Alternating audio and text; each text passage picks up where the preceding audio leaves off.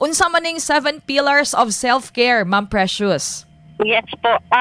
Kaning ato ang 7 pillars of self-care, haon kaayo siya kay tungod while you are doing self-care, imuha pong gina-improve ang imuhang mismong mental health.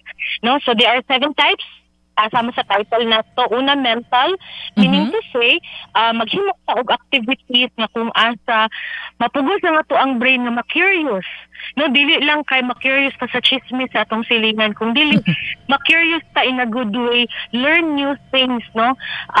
Pwede po do mindfulness nga kung asa sa usual nimong pagmata mo mata ka og 10 minutes earlier para while naga-coffee ka, you will take time slowly, no, dili mag-apat kung asa ang ato ang huna-huna relax bitaw siya og makasagamtam siya og kanang level of understanding na you are this at the moment, no? Dili angay nga magpaspas o dili pud angay nga magdaghan og no, dili na mafocus ang kaugaling. Ikaduha, emotions, no? Aware gid ta nga ang mga tigpaminaw nato karon kabalo na sila unsay mga emotions, no? Pero ato ang ipasabot nga nay mga activities no nga kung asa pwede na to ilaw ato ang kaugalingon na ma-feel bitaw ang uban-uba alaing klaseng emotion, no? Pananglitan na ato sa sitwasyon nga nag-uulta or natay problema, dili ta mabala ka nga mohilak, no? Isa na ka-expression nga kung asa gina-acknowledge na to nga I'm not okay, so kailangan aware ko o kung siya akong pwede para mag-improve, no? So kanimang mga activities related to emotions ma-practice man gud ta ani, so wala pay challenges, so wala pay problema. Pag-abot sa problema, kabalo na tag-unsaon pag-regulate sa ato ang emotion, no? Pwede pod nga tindugan nato ang pagiging proud sa ato ang mga ginagmay nga accomplishment, no?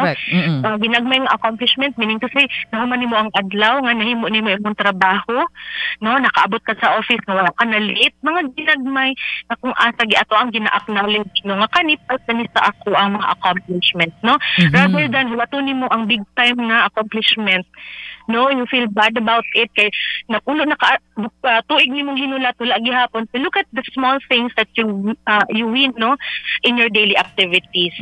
Ikatulo, physical activities. So sama sa imong giingon ganina Ma'am Michelle, no, mag-invest kita sa ato ang physical health. Yes. Kay taas tayo og connection ang physical sa mental health. Pero this time ato na to ang pagpahulaw, dili lang kay exercise, no, kung asa mag-excrete man gyud og endorphin, no, kung mag-exercise ta, pero this time well rested pud ta dapat given nga ato ang tension sa workplace. So ibutan na lang nato hardworking karon ang tingpaminaw na karon ng mga trabahante kailangan pud magpahulay, no, dili pud healthy nga magsigi og overtime kanang dugay mo uli og opisina. Agay. Hindi equivalent sa hardworking. No, dapat kailaing activities para na ay work and life balance. No, Ma'am Precious, tama ba na ma'am nga kanang ginaingon nila na resting is also being productive? Yes, no, pero productive kay na different way na po. Habit ba nimo karon? No, magsugod ka og something new that you kanang dugay na nimo gustong sugdan, no, katong pandemic pa wala kay budget etc. Lahi man gud ang productive nga work related. Your kuan naman gud second nature naman gud imong trabaho. Yes. Mangitan ko kag hobbies nga kanang ikaw mo'y beginner. Ikaw mo'y mag-start from scratch, no, mga inga na gamit. So, this is something na ma-divert ang ato ang Ma'am Michelle, no? And ang physical activities po will also encourage us nga mag-unplug.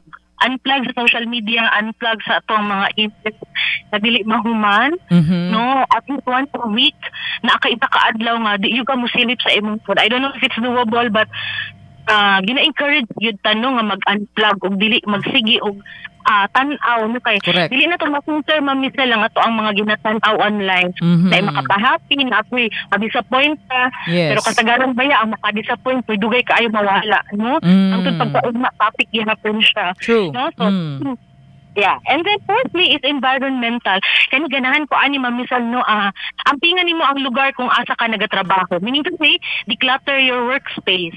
Ako ganun maka-appreciate ko kanang workers na kanang kabalugan sa pahiluna sa ilang workspace. Kanang manghipos? Plastar. Okay. Mga ingana na siya effect sa ato So sa workplace ing anak ka dapat sa balay ing anak ka. Yes. No, i-declutter og tarungon mo ang imong makadungag ba na siya og motivation, makadungag og peace of mind nga plaster. However, we also respect kay na may mga personalities misal nga ganahan jud sila tatag. Di ay, ma'am? Ganahan jud sila og Naday anak, ma'am? ano, pero di man pud sila kay maingong kag dili sila katrabaho, makatrabaho man sila, ma'am.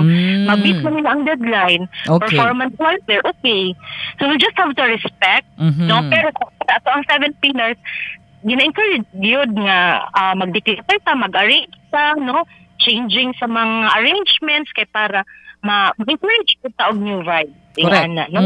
And then, next one is spiritual.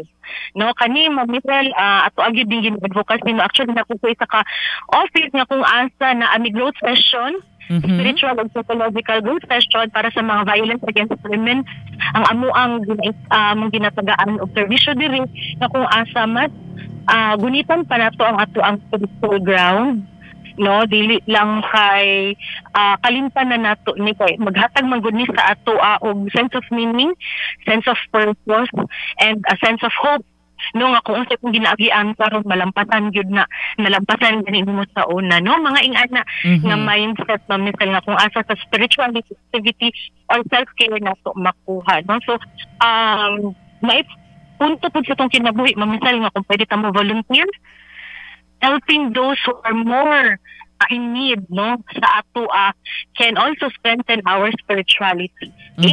And then recreational kani nindot po ni Mamisal, no, mag-engage ka og new hobbies and activities. Dili lang kay panglaba og weekend. Okay. Tama agad, ma'am. Sige panghinlo, imbis rest din ang hinlo no hinoon. Barangay na atuan Mamisal, no, so good early this quarter, the first quarter of this year, and kasagaran gyud sila tubag manglaba gyud sila og weekend, and we understand that. However, kailangan gyud ang self-care Mamisal deliberate og i-schedule gyud mo. Correct. No, dili gyud sa pwede og unya anak mag self-care ni graduate sa mga anak. Intentional good, ma'am.